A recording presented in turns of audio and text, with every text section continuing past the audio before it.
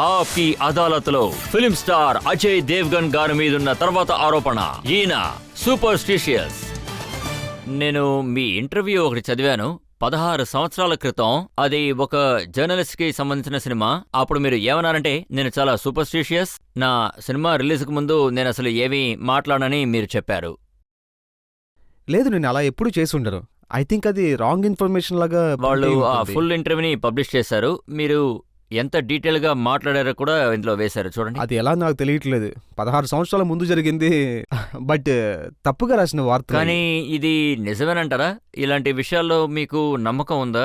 అంటే లేదు, ఖచ్చితంగా లేదు. నేను నా రూల్స్ గురించి ఇప్పుడు మాట్లాడతాను, ఎప్పుడు మాట్లాడుతూ ఉంటాను. మరి ఎందుకని మీరు మీ పేరు మార్చుకున్నారు? మీ ఒరిజినల్ పేరు విశాల్ కదా. విశాల్ అనే నేమ్కి దీనికి ఎటువంటి సంబంధం లేదని చెప్పొచ్చు. ఆ టైంలో ఫూలర్ కాటే రిలీజ్ అయినప్పుడు 3 విషయాలు లాంచ్ అయ్యారు, 3 కుర్రాళ్ళు. ఇది మా నాన్నగారి డెసిషన్. ఏమన్నారంటే, నువ్వు నీ పేరు మార్చుకో, లేదంటే కన్ఫ్యూషన్ అయిపోతావు. సో పేరు నేనే చూస్ చేశాను, ఎవరిని అడగలేదు. ఆ పేరు డెసిషన్ మొత్తం నాదే. ఇందులో ఫేట్ గానీ జ్యోతిష్ గానీ ఎలాంటి సంబంధం అస్సలు లేదు. కానీ మీరు ఇప్పుడు రీసెంట్ గా దేవ్గన్ అనే స్పెల్లింగ్ లో మీరు ఏని తొలగించేశారు. మా అమ్మగారు అలా చేయమని చెప్పారు. బికాజ్ ఏంటంటే, అమ్మ నాతో చాలా రోజులుగా చెప్తూ ఉన్నారు, చాలా సంవత్సరాలుగా. అది నాకు ఆక్వర్డ్ గా అనిపించింది. నేను ఇలా పేరు మారిస్తే ఖచ్చితంగా మీరు ప్రశ్న వేస్తారు. So eventually I said okay, no problem. దానివల్ల ఏదైనా మంచి జరిగిందా? నాకు తెలీదు, నాకు నిజంగానే తెలీదు. తర్వాత నేను ఇదిగో ఈ విషయం కూడా చదివాను. మీ సినిమాలోని ఒక టైటిల్ ని మీరు మార్చేశారట. మే తుమ్ హమ్తా అనే టైటిల్ ని మీరు యూ మీ అండ్ హమ్ ను మార్చేశారట. మొదటి నుంచే యూమీ హమ్ నై, మేతు హమ్ అనేది ఒక తప్పైన ఇన్ఫర్మేషన్. కానీ మా వైపు మొదటి నుండి యూమీ అండ్ హమ్మే. మీ దగ్గర రెగ్యులర్ జ్యోతిష్కుడు ఎవరు లేరు, మీ పేరు గానీ సినిమా పేరును మార్చలేదు? అసలు అలాంటిది ఏమీ లేదు.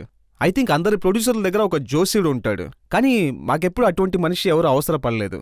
దాని మీద నాకు అసలు నమ్మకం కూడా లేదు. ఆవిడ ఎప్పుడు కూడా జ్యోతిష్ని అడిగి ఆవిడ షోస్ కి పేరు పెడుతూ ఉంటారట, అలానే అందరూ చెప్పారు.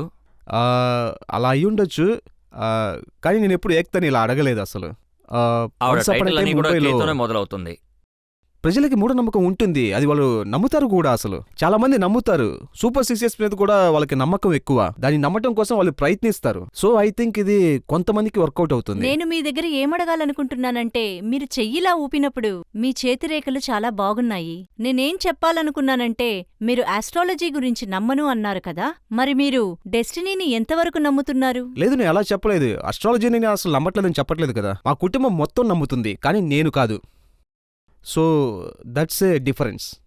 ఇలాంటి విషయాలు ఏమైనా ఉన్నాయా చెప్పండి. అంటే మీరు భయపడే విధంగా ఏదైనా, మీరు అందరినీ భయపెడుతూ ఉంటారు అంటే దయ్యంతో లేదా మృగాలతో. నాకు భయమే లేదు. సార్, మీరు కాజల్ మేడం అంటే భయపడతారా? వాళ్ళు ఏమడుగుతున్నారంటే, మీరు కాజల్ గారిని చూసి భయపడతారా అని. ఇప్పుడు నేను తనే వచ్చి కొడుతుంది.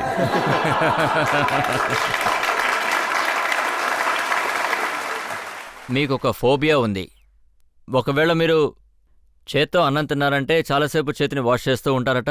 ఎవరైనా హ్యాండ్ షేక్ చేసినా కూడా వాష్ చేస్తూనే ఉంటారట. లేదు, ఒకరికి చెయ్యి అందించడం వల్ల ఫోబియా కాదు. నాకు భోజనం చేసిన తర్వాత ఖచ్చితంగా ఫోబియా ఉంది. I don't really touch the food. ఇంకా నాకేమనిపిస్తుందంటే, స్మెల్ ఉంది కదా, బట్ అదే నా ఫోబియా. చెయ్యి ఇవ్వటం వల్ల ఎటువంటి ఫోబియా లేదు. ఇది కూడా రాస్తుంది, పెద్ద పెద్ద నెయిల్స్ ఉన్న అమ్మాయిలకి మీరు చెయ్యి ఇవ్వడం ఇష్టపడరట. అలా కూడా రాశారా? ఇప్పుడు అందరికీ నెయిల్ పెద్దగానే ఉన్నాయి, దానికేం చెయ్యాలి? లేదు, ఓన్లీ భోజనం చేసే దాంట్లోనే, అంతకుమించి ఏమీ లేదు.